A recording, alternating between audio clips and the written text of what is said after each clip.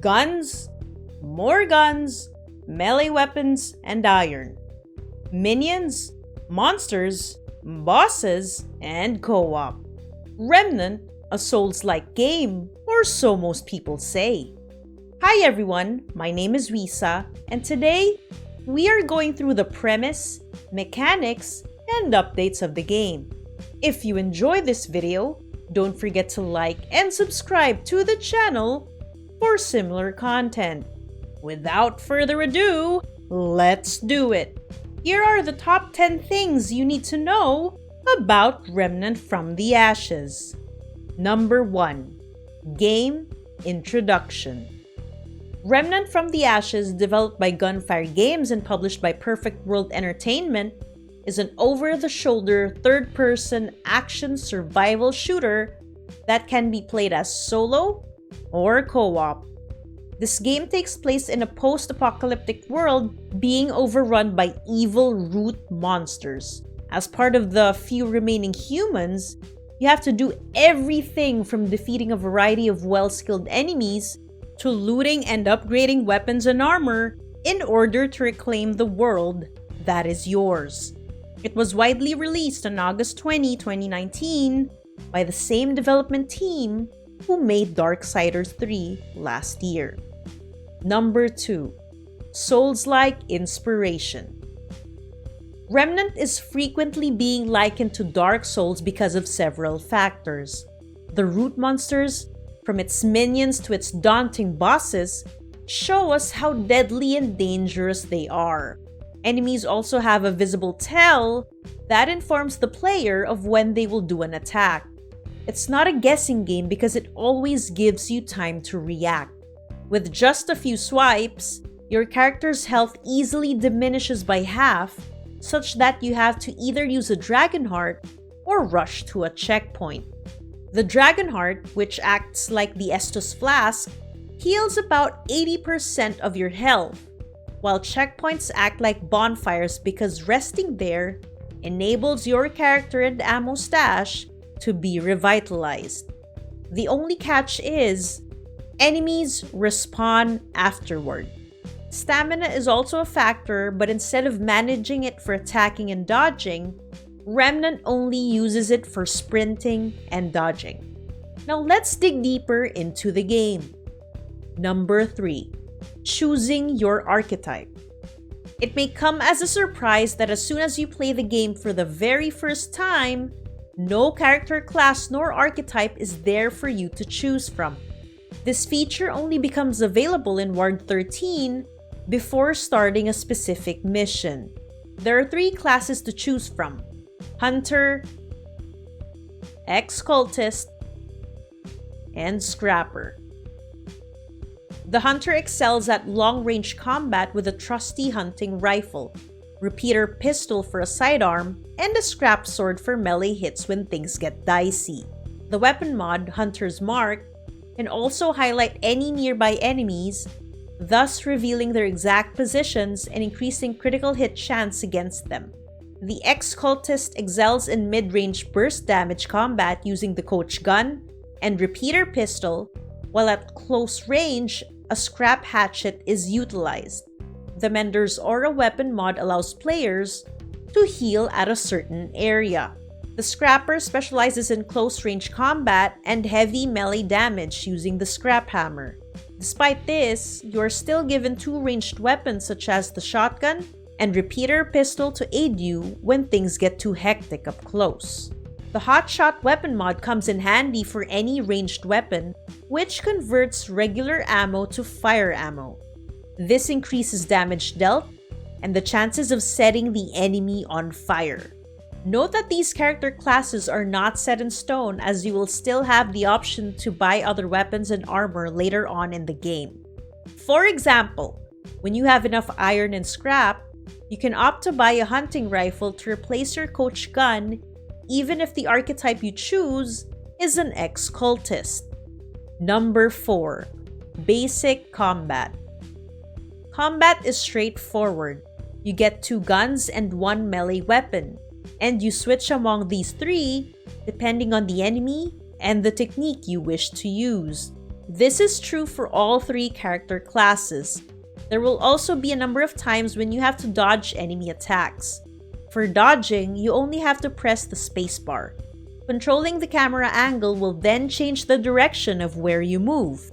Forward, backward, or sideways. As long as it's away from the enemy's attack, then you're good to go. Number 5. Upgrades and mods. War 13 is a safe haven filled with accounts about the state of the world, consumables you can use to heal and to get rid of status effects, and equipment upgrades and mods. You can approach rigs in order to upgrade your current set of weapons and or armor, or to buy new ones with the use of iron and scrap.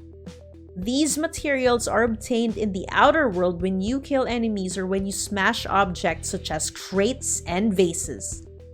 It is important to make sure that your gear is of the highest quality in order to defeat your opponents. Otherwise, the game will be too hard to manage. For mods, you can go to McCabe, who is in the same area as rigs. Note that you can only equip mods for ranged weapons. You can either craft a mod if you have the necessary materials to do so, or you can buy an existing one using scraps. Number 6. Traits. Traits, similar to the perks in Fallout, are stat buffs which can help you level up as you fight your way through different areas of the game. Earning points can be done by killing a number of minions and bosses, or by acquiring purple books, namely Tomes of Knowledge. Vigor and Endurance are default traits for all archetypes. However, there is a starting trait per type. Specifically, for the Hunter, it's Shadow Walker, which lowers enemy awareness range. For the Ex-Cultist, it's Spirit, which increases mod power generation. And for the Scrapper, it's Warrior, which increases melee damage. More traits will appear upon uncovering areas and meeting new beings. Can traits be respect? Certainly, by beating the final boss in order to get the Orb of Undoing. Number 7. Replayability factor. Remnant from the Ashes has a unique replayability factor, where you will have the option to re-roll your current world. Where can you do this? What does it mean in terms of how you play the game? If you go to the redstone and select World Settings, a reroll campaign game mode pops out. Here, you can restart the game from the very beginning while retaining your character and his or her stats, gear, consumables, and traits. You can also adjust the difficulty settings. What happens is when you start the game again, all of the enemies you previously encountered and killed together with the crates you destroyed respawn. Say your character's highest gear average is 10. The zone you'll first encounter will have an overall level of 11. If it's 9, then the level will be 10. The zone is scaled to your gear's average score plus 1. Yes, your encounter will be harder, but the experience will be different. The replayability factor becomes higher since the map and enemies will be randomly generated this time around. The map and enemies you've memorized in your first encounter may not be the same ones you'll encounter in the next. Number 8. Solo versus co-op. A solo or co-op playthrough has mostly the same mechanics. Playing with up to 2 other friends online is more enjoyable as compared to dealing with the root monsters all by yourself. To join a player's campaign, do the tutorial up until the point of choosing an archetype and touching the red stone. You can then begin playing together. When you engage in a co-op playthrough, enemies are harder to kill as compared to doing it solo. To balance this out, the teamwork trait becomes available. This grants all players additional buffs, when you're close to each other, such as increased damage resistance, experience points, and mod power. Putting points in this increases the range by which the trait becomes more effective. Additionally, some loot such as iron and scrap are equally shared among all players except for the ammo, so communication and management are essential to effectively kill enemies. On a separate note, when your friend is interacting with another NPC, you cannot talk to the same NPC. You stand idly by as you wait for their conversation to end. Number 9. Adventure Mode. On September 12, Gunfire Games released the Adventure Mode, which enables you and your friends to reroll in different worlds such as Earth, Rom, and Yesha. Unlike the usual reroll mechanics, this one sends you in an adventure separate from your current campaign, meaning it won't overwrite your progress. The adventure mode will end once you've defeated each of the world's final boss. You can acquire loot, which you can then use to progress in your story campaign. To access this, go to the redstone, select world settings, and then choose adventure mode. Number 10. Leto's Lab. On September 19, a second update, namely Leto's Lab, which can be accessed through the Research Station Alpha on Earth, has been released.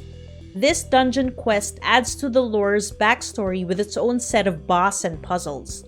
The story is related to how the lead researcher, Leto Apostolakis, sought to find other means of using the red crystals, that is, freely traveling between space and time.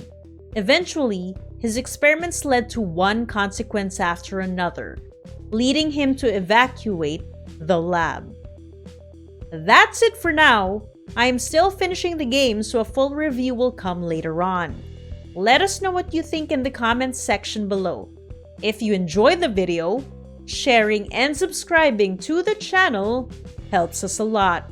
Giving us a follow on Twitter or joining our Discord will also help us immensely. Thank you for watching and have a great week ahead.